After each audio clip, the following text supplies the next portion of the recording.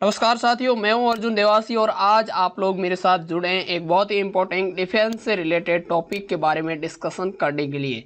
तो बेसिकली हुआ क्या कि रिसेंटली जो हमारे डिफेंस मिनिस्टर है उन्होंने भारतीय सेना को एक निपुण करके एक माइन और एफ इंसाज जो सिस्टम है वो और एक एलसीए करके जो क्राफ्ट है वो हैंड ओवर किए हैं।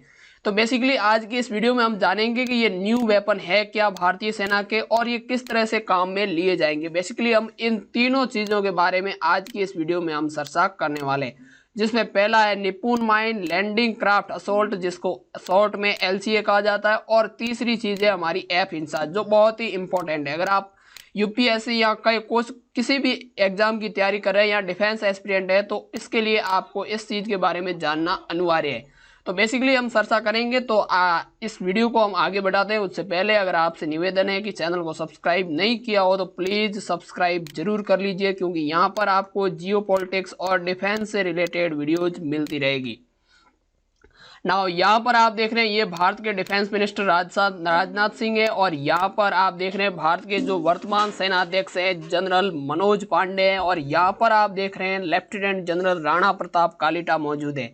इसके अलावा कई जो डिफेंस सीनियर ऑफिसर है वो भी यहाँ पर मौजूद है। सो बेसिकली आप यहाँ पर जो इस सैनिक को देख रहे हैं जो पहना हुआ है, इसके पास जो राइफल है, इसने जो ये सूट पहन रखा है, हेलमेट पहन रखा है, ये बेसिकली है एफ इंसास।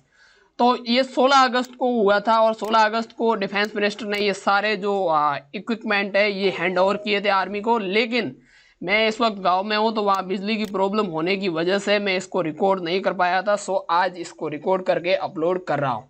नाउ सबसे पहले तो जो तीन चीज़ें हैंड ओवर करी वो मैंने आपको बता दी थी, निपुण माइन, लैंडिंग क्राफ्ट असोल्ट और एफ इंसाज। सो बेसिकली यहाँ पर आप देख रहे हैं ये है लैंडिंग क्राफ्ट असोल्ट, ये निपुण माइन है और ये एफ इंसाज सिस्टम है। नाउ सबसे पहले तो कि व्हाट इज ए निपुण माइन। तो निपुण एक एंटी पर्सनल माइन है, यानी कि ये बेसिकली जो सैनिक है, पैदल इन्फेंट्री सैनिक है, उनके जो फर्स्ट लाइन ऑफ डिफेंस है उनके अगेंस्ट ये प्रोटेक्ट करेगी। यानी बेसिकली अगर यहाँ से कोई सैनिक आ रहे हैं और यहाँ पर इस तरह से लैंड माइन ये लगा रखे हैं तो बेसिकली सैनिक इसको क्रॉस करते ये फट जाएगा। तो ये एक लैंड माइन है और इसको डेवलप किया है armament research and development establishment of part of DRDO. ये एक इंडियन फिल्म है उसने किया, और करीब 7 लाख के जो निपुण हैं, 7 लाख इनकी संख्या है, वो निपुण माइन एंटी पर्सनल माइन भारतीय सेना को दिए जाएंगे। और इसके बाद और भी प्लान के अकॉर्डिंग अगर ज़रूरत पड़ी तो इसे और भी बढ़ाया जा सकता है। हालांकि ये ज़्यादातर वॉर के समय ही काम आने वाले माइन है, तो अगर भविष्य में ऐसी स्थिति बनती है तो वॉर के समय में इसका जो प्रोडक्शन है वो और भी बढ़ाया जा सकता है और भारतीय सेना इसे और ज़्यादा खरीद सकती है। नाउ जो दूसरी चीज़ है वो एलसीए यानी लैंडिंग क्राफ्ट असोल्ट। यहाँ पर आप एलसीए से लाइट कॉम्बैक्ट एयरक्राफ्ट से कंफ्यूज मत हो जाना, वो अलग कॉन्सेप्ट है और ये अलग कॉन्सेप्ट है। तो बेसिकली एलसीए हमें कहाँ पर काम आएगा, तो एक ये लाइट वेट बोट है जो एक साथ में 35 ट्रूप को कैरी कर सकती है, और इसका जो मुख्य काम होगा वो लद्दाख में पेंगोंग टेसो लेक पे होगा। तो बेसिकली जो चाइनीज ऑक्यूपाइड तिब्बत है वहाँ से लगती इंडिया की जो सीमा है वहाँ पर इसको इंडक्ट किया जाएगा। और यहाँ पर आप देख रहे हैं ये जो पेंगोंग लेक है और यहाँ पर इसका ट्रायल चल रहा है और इसमें जो पर्सनल है वो भी बैठे हुए हैं, और ये पूरा ये लद्दाख का एरिया और इसके इधर वाली साइड चाइनीज ऑक्यूपाइड तिब्बत है।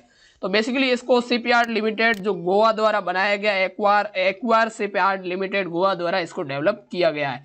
तो इसका फिलहाल ट्रायल चल रहा है, लेकिन ट्रायल पूरा होने के बाद में उम्मीद है कि इसके भी जो ऑर्डर है वो बढ़ाए जा सकते हैं, और स्थिति के आधार पर अगर चाइना ज़्यादा अग्रेसिव होता है तो इसको और बढ़ाया जा सकता है। ना जो हमारा इम्पोर्टेंट सिस्टम है वो है एफ इंसाज। एफ यानी जो फ्यूचर इन्फेंट्री जो सोल्जर होंगे उनका सिस्टम होगा किस प्रकार से लड़ेंगे। अगर आज की स्थिति में देखो तो भारत का जो इन्फेंट्री सोल्जर है उसके पास इतनी कैपेबिलिटी नहीं है कि वो मतलब एडवांस तरीके से लड़ सके।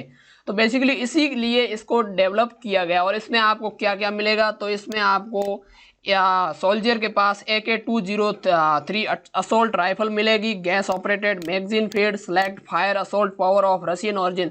जो बेसिकली AK-203 है इसको रशिया और इंडिया ने एज ए मेड डिफेंस में इंडिया और रसिया ने जॉइंट वेंचर करके बनाया गया। और इसको कहाँ पर बनाया जाएगा, तो इसको अमेठी में बनाया जाएगा और ये पार्ट है इंडिया रसिया जॉइंट वेंचर का। इसको इंडिया में प्रोड्यूस किया जा रहा है। बेसिकली ये रशियन ओरिजिन है लेकिन प्रोड्यूसिंग इंडिया में ही होगी।